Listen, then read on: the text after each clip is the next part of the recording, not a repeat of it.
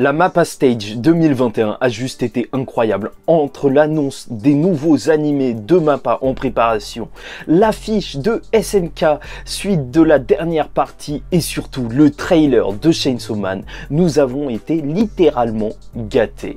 Et s'il y a bien une chose qui a retenu l'attention des spectateurs, ce n'est pas toutes ces annonces, mais en réalité la tête du directeur de SNK. Ouais, le directeur de production, il avait une tête, il avait des cernes. Bien sûr, il y a des gens qui pourraient penser que c'est parce que SNK était tellement incroyable, que la fin de SNK va être tellement incroyable, que le type n'a pas pu réussir à dormir de la nuit. Mais non, en réalité, ça a l'air plus lié à des problèmes de production et c'est pas du tout un cas isolé. Et c'est pour ça qu'aujourd'hui, je voulais vous parler des problèmes dans la production des animés au Japon.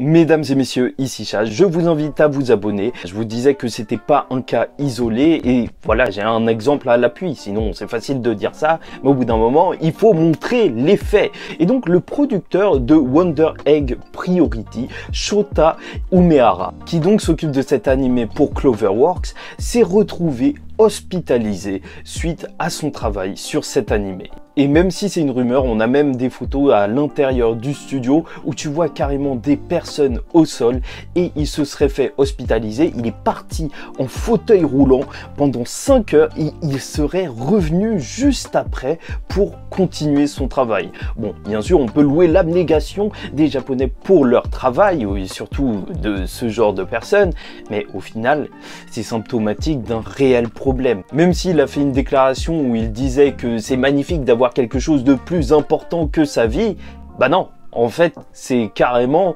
vraiment très chaud. Ça fait très peur, surtout quand on sait que ça arrive assez souvent des affaires où il y a des personnes qui sont en burn-out et qui même se suicident ou n'en peuvent littéralement plus. Et donc, le premier problème, et ça c'est clair et net, c'est sûr et certain, c'est un problème humain.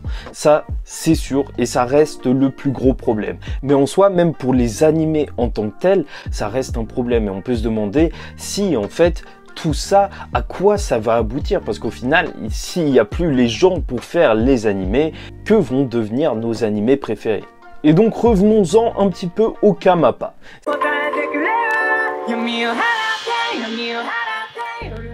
C'est vrai, la bande-annonce de Chainsaw Man a fait l'unanimité.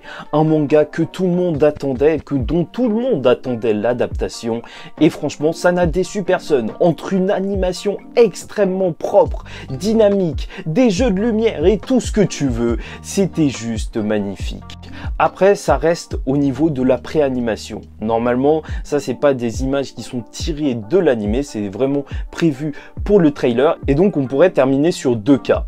Le premier cas avec le cas SNK, parce que vous n'êtes pas sans savoir que la saison 4 de SNK a été plus ou moins décriée, surtout pour l'utilisation de CGI, alors que dans les trailers, c'était beaucoup moins prononcé, et même les images des trailers, elles étaient beaucoup moins belles lorsque c'était à l'intérieur de l'animé. Donc voilà, peut-être qu'on pourrait être déçu à ce niveau-là. Sinon, il pourrait y avoir la deuxième possibilité, le cas Jujutsu Kaisen, où l'animé était juste excellent, ou en tout cas en termes d'animation, je pense qu'il a fait l'unanimité. Bon, après, il faut pas se mentir, le trailer de la saison 4 d'SNK, en fait, il était réalisé par une autre équipe que l'équipe qui travaillait sur l'animé.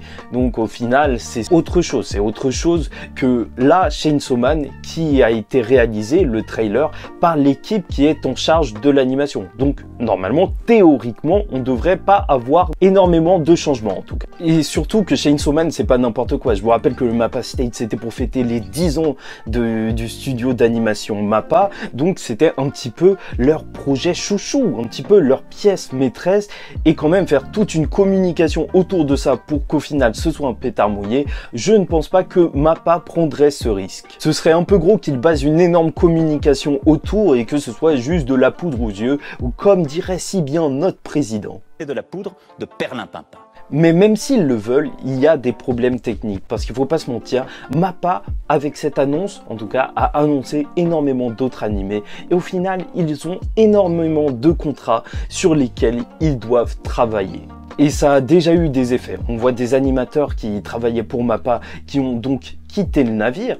Ils ont littéralement dit, on a des témoignages où il y en a un qui disait que c'était devenu une véritable usine. Et je vous rappelle que, n'empêche, l'animation reste un travail d'art et je pense que toi comme moi, on sait qu'il y a une différence entre si on t'oblige à faire un dessin en 3 minutes et qu'on te laisse tout le temps d'exploiter ta créativité. On n'est pas dans une usine, on est dans l'art. Et en plus, ils étaient vraiment mal rémunérés, mais je vais en parler en détail juste après. Et donc, ce trop plein de contrats avec trop peu de temps, c'est quelque chose qui avait déjà été nuisible par le passé à Madhouse. Je vous rappelle que c'est eux qui ont fait Hunter x Hunter, Hunter x Hunter 2011, que tout le monde a énormément apprécié, mais juste après, en fait, en 2019, je crois, ils avaient déjà 3 contrats sur 3 animés en une seule saison, No Gun No Life et d'autres animés.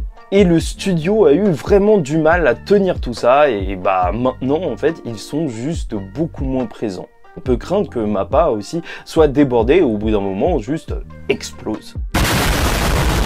Et donc revenons-en un petit peu à la question de l'argent, parce que qui dit argent dit si tu as beaucoup d'argent, tu peux payer plus de personnes, et donc si tu as plus de personnes, bien sûr, tu peux faire les choses plus rapidement, mais si tu as toujours une personne, mais là pour se charger de 3 animés au lieu d'un, c'est sûr que ça va être compliqué. Et là on a eu des informations super intéressantes sur le fait que, en fait, même ceux qui commandent des animés, comme Netflix, et Netflix, franchement, c'est abusé qu'ils fassent ça, mais ils sous-paieraient, mais vraiment littéralement. À titre d'exemple, dans cette révélation, on apprend que à la télé, en fait, pour animer un certain genre de truc, ça coûte 134 $ et Netflix aurait demandé juste 34 $. C'est vraiment juste n'importe quoi. Et je te laisse imaginer les répercussions que ça a sur l'animation juste après. Normalement, ça se concernerait plus le contrat de Yasuke, la suite de la saison. De toute façon, j'ai pas aimé ce premier début de saison, tu peux voir cette vidéo. Mais voilà, c'est juste que c'est symptomatique d'un vrai problème. C'est vrai qu'en fait, depuis les années 80 et l'introduction des animés, même en France, en fait, les animés, les japonais, ils étaient vraiment connus pour être beaucoup moins chers que les dessins animés américains. Sauf que avec la tendance actuelle où on recherche quand même de la qualité, bah ça colle plus trop. Il faut vraiment mettre les moyens si tu veux quelque chose de bien. Et bien sûr, les commanditaires comme Netflix, eux, ils ont tout intérêt à payer moins cher, parce que voilà, ça leur revient moins cher.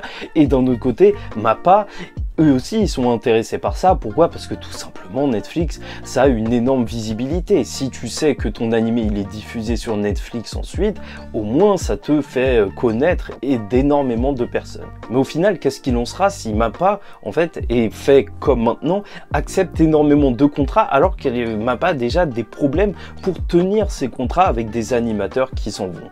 Bah, je vais pas vous mentir, je pense que Chainsaw Man, dans tous les cas, sera une réussite. Quand même, ce projet, comme je te l'ai dit, c'est un projet qui est quand même de notoriété publique. Énormément de personnes sont intéressées au projet. Il y a une véritable équipe derrière. En plus, c'est leur projet phare des 10 ans. Donc, c'est normal que là, ils veulent mettre les bouchées doubles. Mais sur le long terme, en fait, je me dis vraiment que toute cette industrie, à force de tirer sur la corde, même sur les animateurs, au bout d'un moment, elle va juste se briser.